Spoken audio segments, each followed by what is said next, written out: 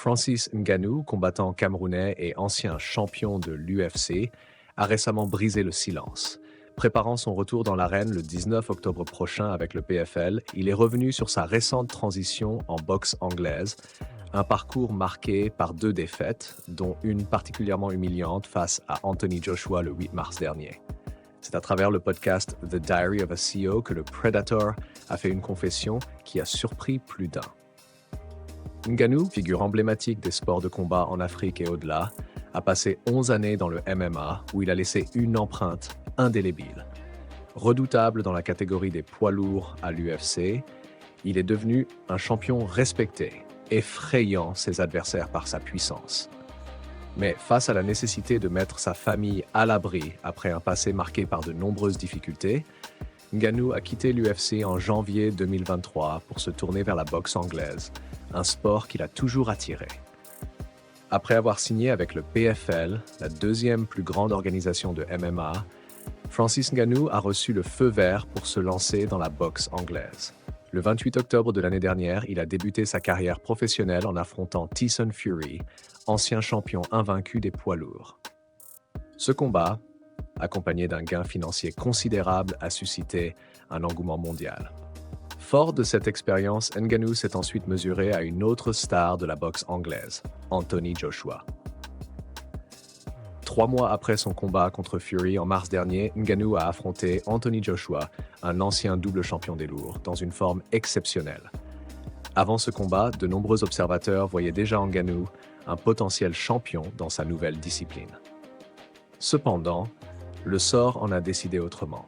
Ngannou a subi une défaite humiliante face à Joshua, qu'il a mis KO pour la première fois de sa carrière.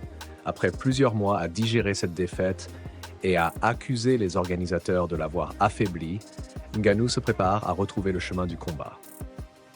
N'oubliez pas de liker la vidéo et de vous abonner à la chaîne si ce n'est pas encore fait. En attendant son retour au MMA le 19 octobre, où il affrontera le Brésilien Renan Ferreira, champion des lourds du PFL, Francis Ngannou a partagé ses réflexions sur son passage en boxe anglaise.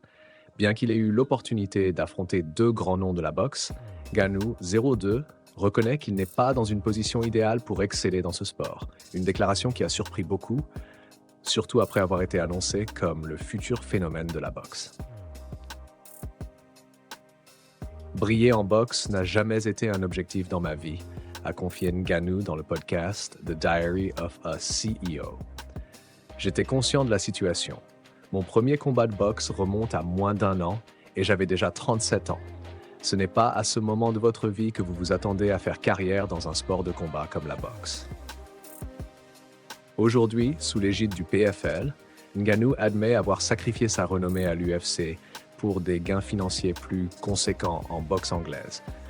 Je savais qu'à partir de ce moment-là, à chaque combat que je ferais, je serais payé plus que ce que j'avais gagné pendant toute ma carrière en MMA. Durant mes dernières années à l'UFC, j'aurais pu gagner davantage si j'avais accepté le contrat proposé.